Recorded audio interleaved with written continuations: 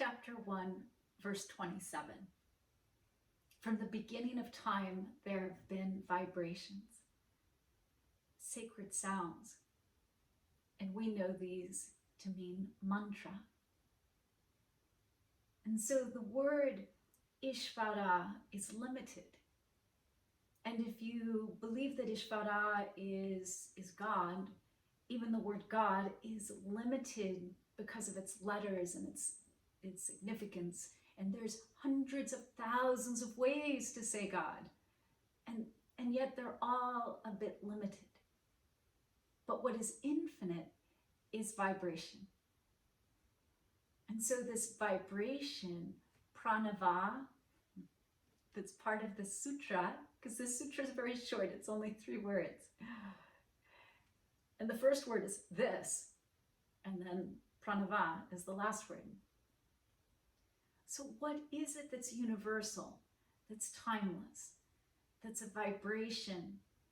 So pranava literally means humming. It sounds like this.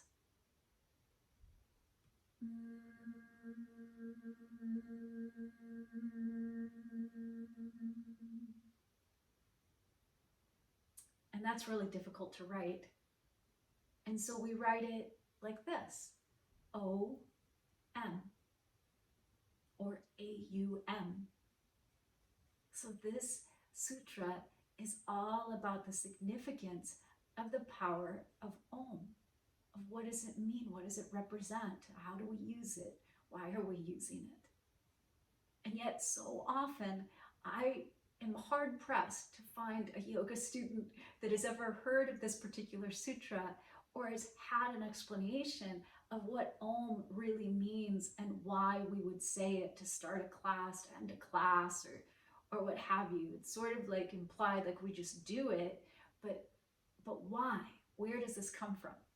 And so now you can do what's right is connect to this sutra and give the deeper understanding and meaning behind the Om, this mantra.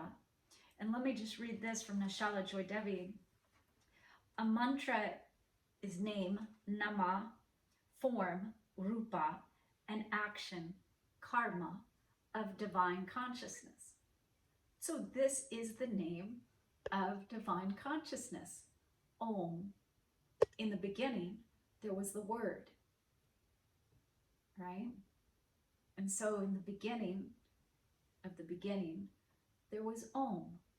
We are an oral culture. Human beings are just made that way. And so we've always had this desire to communicate, and therefore we do. And we communicate with sounds. And so Om means so many things. But let me now read to you from Swami Satchidananda, who says about Om, right?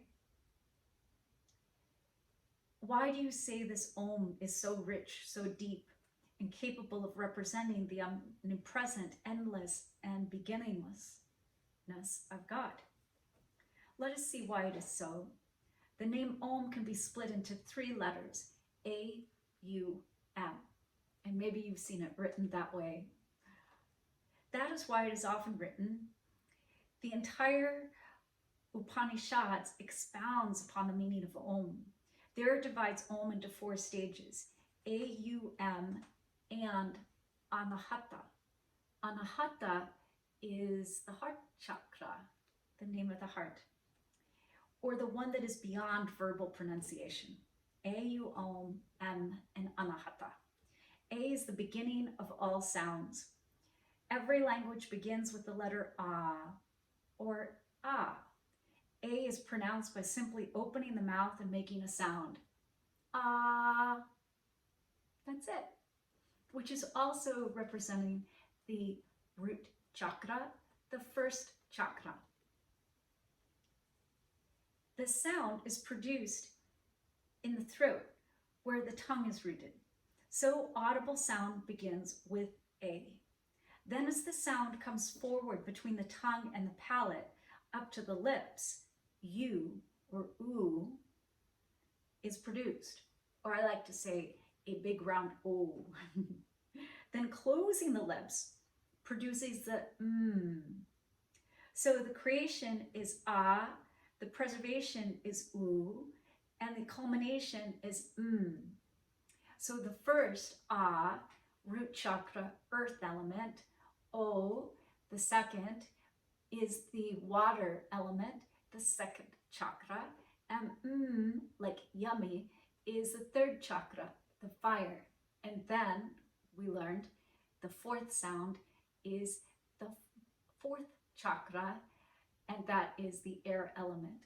So presented in Om is earth, water, fire, and air, first, second, third, and fourth chakras.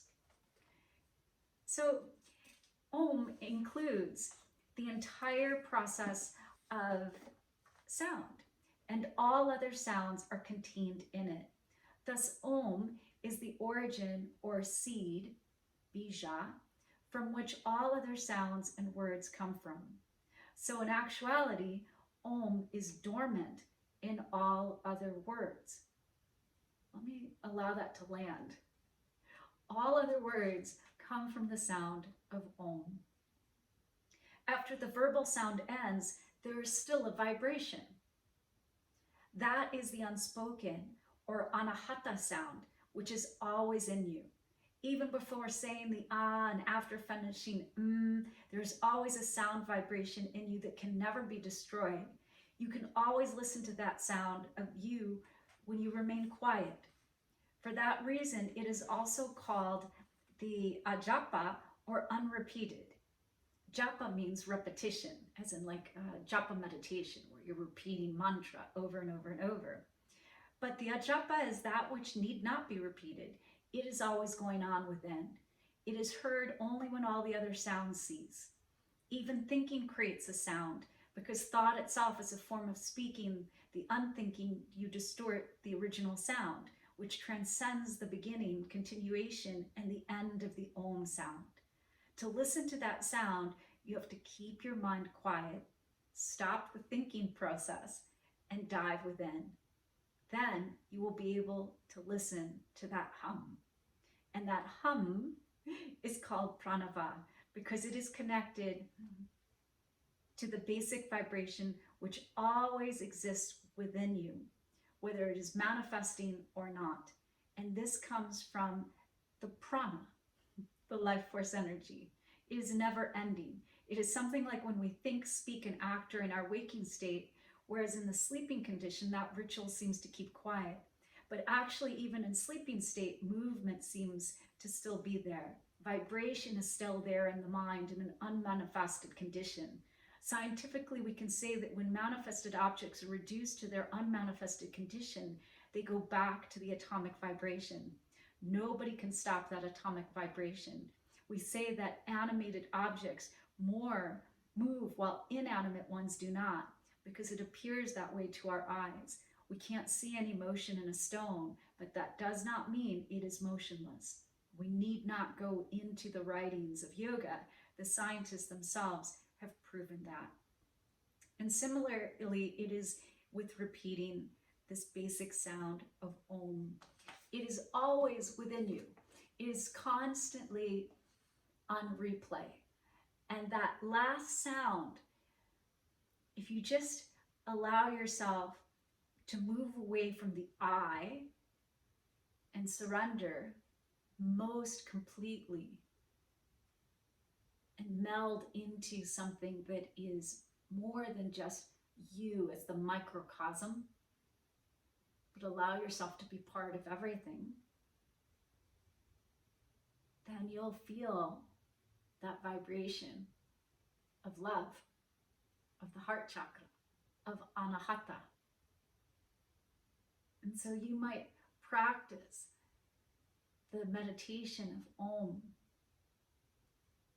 till at some point it starts to move you and you don't realize that you're saying it, and maybe you are, maybe you aren't out loud anymore. But there's this play that occurs that then you don't need to say it, because it is you and it's moving through you. For it is the sound of love, and your vibration is infinite love. And when you're in that place and I'm in that place and we recognize it, then it's a coming home back to the heart. So join me in the sound of Om. The Ah, the O, the and then just let it be in the heart. And please bring your hands to your heart center, or even just one. Inhale a free breath. Exhale out your mouth. Inhale to Om, the song of the yogis.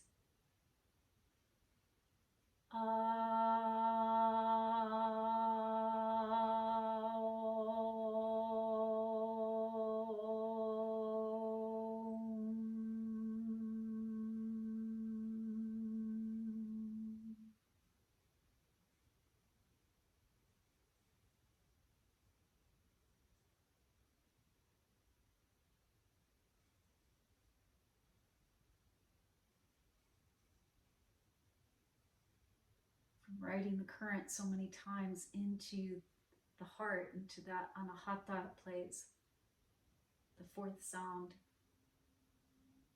it becomes super intoxicating. I can be there in just that moment immediately. And I hope you can too. May you love yourself, love your day, love your life, and recognize that you are love.